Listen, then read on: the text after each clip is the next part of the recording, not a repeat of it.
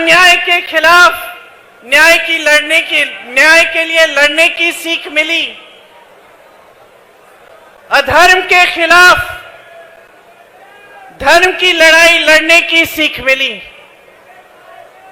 यहां चाहे खेल का मैदान हो, चाहे जंग का मैदान हो, चाहे खेत खलिहान हो, हर जगह हरियाणा के लोग खून पसीना बहाकर मेहनत करते हैं और न्याय के लिए लड़ते हैं, धर्म के लिए लड़ते हैं, देश के लिए लड़ते हैं। मुझे गर्व है कि मैं आज इस धरती पे खड़ी हूं और मुझे गर्व है कि आप सब आज यहां इतनी बड़ी तादाद में मेरी बातों को सुनने के लिए आए हैं। आपकी मैं बहुत बहुत आभारी हूं।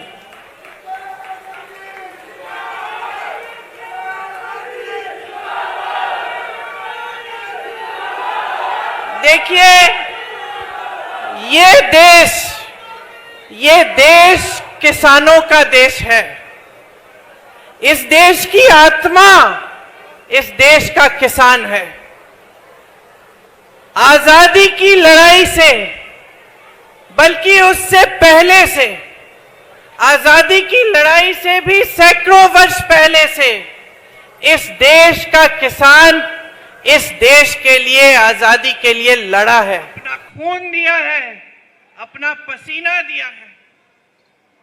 इस देश को अगर कोई समझना चाहता है तो इस देश के किसान को समझे। आप जब खेती करते हैं,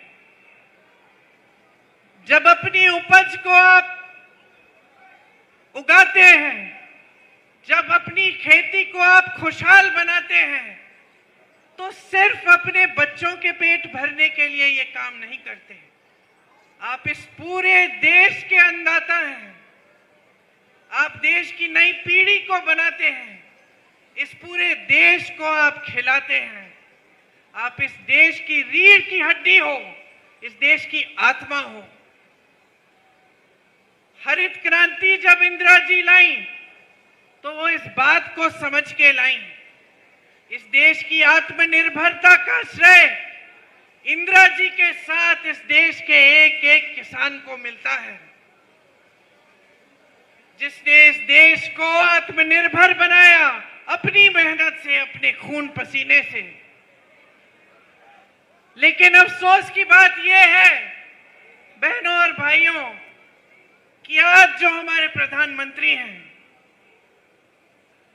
जो सरकार आज देश में चल रही है, 10 सालों से केंद्र में बैठी है, वो इस सीधी सी साधारण बात को समझ नहीं पाए। वो इस देश के किसान का महत्व समझ नहीं पाए, इस देश के किसान का आदर कर नहीं पाए, आपके प्रति श्रद्धा से वो देख नहीं पाए। आपने आंदोलन किया, क्यों किया? क्योंकि वो 3 ऐसे कानून लाए थे जिससे आपके की कमर टूट जाती, जिससे आपकी कमाई खत्म हो जाती, इस देश का किसान झुक जाता। इसीलिए आपने आंदोलन किया। लाखों की तादाद में आप दिल्ली तक आए। महीनों के लिए आप दिल्ली के बॉर्डर पे आप बैठे रहे। इस देश के हर देशवासी ने आपको देखा। हर देशवासी के दिल में आपके लिए हमदर्दी जागी। आपके लिए कोई पानी लाया, कोई खाना लाया, कोई आपके साथ आकर बैठा। मुझे याद है दीपिंदर जी रोज रोज आपके आंदोलन में शामिल होते थे, आपके साथ आकर बैठते थे। लेकिन भाजपा का एक एक नेता, भाजपा के प्रधानमंत्री जो इस देश के सबसे बड़े पद पर आसीन हैं, उन्होंने आपकी सुनवाई तक नहीं की। आपकी बिजली बंद की, आपका पानी बंद किया, आपको देशद्रोही का दर्जा दिया। ये सारी मीडिया जो आपके सामने खड़ी है, जो आज बड़े बड़े खरबपतियों की है, इन्होंने आपको देशद्रोही कहा, आपके बारे में अपशब्द कहे, आपको आतंकवादी कहा। आप में से 600 भाई शहीद हुए, मोदी जी ने अपने पलक नहीं झपकाई। मुझे याद है, आपने जिक्र किया दीपेंद्र जी, मुझे याद है यूपी में एक मंत्री के बेटे ने 6 किसानों को अपने जीप के तले कुचल दिया। ताज्जुब की बात यह है भाई और बहनों, हमारी राजनीतिक सभ्यता हमें इंदिरा जी ने सिखाई थी कि जहां कष्ट है, जहां संकट है, सबसे पहले वहां पहुंचो।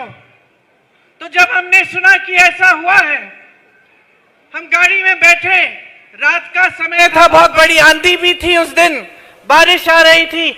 हमने कहा हम जाएंगे, उन किसानों के परिवारों से मिलने जाएंगे। मुझे ताज्जुब हुआ कि जिसने उनको कुचला उसके खिलाफ कोई कार्रवाई नहीं की गई, लेकिन जहां हम रह रहे थे चारों तरफ पूरे घर की पुलिस आ गई, नाकाबंदी की कि हम बाहर निकल ना पाए। हम किसी न किसी तरह से निकल गए। पूरी रात हम पुलिस से भाग भाग कर सब जगह नाकाबंदी की थी। किस लिए? हमको पकड़ने के लिए। हम तो परिवार से मिलने जा रहे थे, लेकिन उसको पकड़ने के लिए एक उंगली नहीं उठाई जिसने ऐसा किया था। हम पूरी रात के लिए पुलिस से इधर उधर भागते हुए लखीमपुर खीरी तक पहुंचे, और जब हम पहुंचे तो 4 बजे थे सुबह के, हमें गिरफ्तार कर लिया। दीपेंद्र जी ने आपको बताया कि किस तरह से पुलिस ने हमको घेरा और हमें रोकने की कोशिश की, लेकिन ताज्जुब तो इस बात का था कि हमें रोकने की कोशिश हो रही थी, उनको रोकने की कोई कोशिश नहीं थी। तो ये सरकार की मंशा आपको बताता है, इससे पता चलता है कि इनकी मानसिकता क्या है। जब हम पहुंचे 3-4 दिन बाद उन किसानों के परिवारों से मिलने के लिए, तो उनका दुख, उनका दर्द हमें समझ में आया। वो आंदोलन कर रहे थे, शांति से कर रहे थे, जिस तरह से आपने यहां दिल्ली में किया। उनको बेरहमी से कुचला गया। उनके परिवार के सदस्य रो रहे थे, दुखी थे, न्याय चाह रहे थे, कह रहे थे कि हमें यकीन नहीं होता, हम सिर्फ न्याय चाहते हैं दीदी, हमें न्याय नहीं मिल रहा है, कोई हमारे दर्द को समझ ही नहीं रहा है। लेकिन अगर एक बात स्पष्ट हुई है इन 10 सालों में, तो ये बात स्पष्ट हुई है कि मोदी जी इस देश के किसान, इस देश के गरीब, इस देश के मिडिल क्लास, इस देश की गरीब महिलाओं, इस देश के नौजवानों का दर्द नहीं समझते। वो कट चुके हैं आपसे।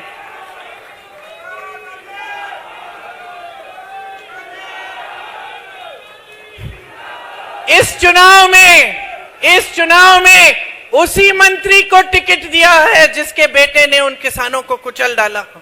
वो आज चुनाव लड़ रहा है। ये परिस्थितियां हो गई हैं हमारे देश की।